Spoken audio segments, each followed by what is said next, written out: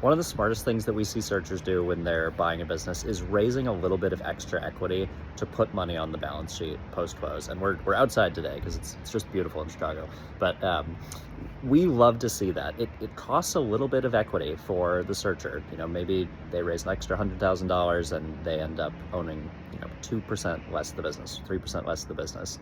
In our view, that is such a smart risk-reward trade-off on their part, because there are almost always, I've invested in a bunch of transactions for people doing entrepreneurship through acquisition. There are almost always weird things that happen immediately post-close where the backlog isn't as robust as you would have thought, because the searcher or the seller and the team have been focused on selling and not as selling the business, not as much focused on selling new clients. Or there's a piece of equipment that breaks down and needs to be replaced in the first couple of months, or there's a key employee who leaves. And basically all business problems can be significantly helped through the appearance and presence of cash.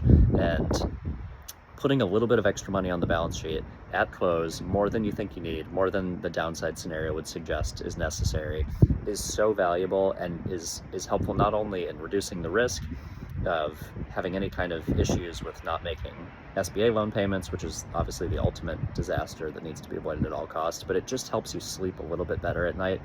There will be plenty of things to be stressed about in the first 90 days, in the first year of owning a new business, and availability of cash is the last one that you want to have on that list.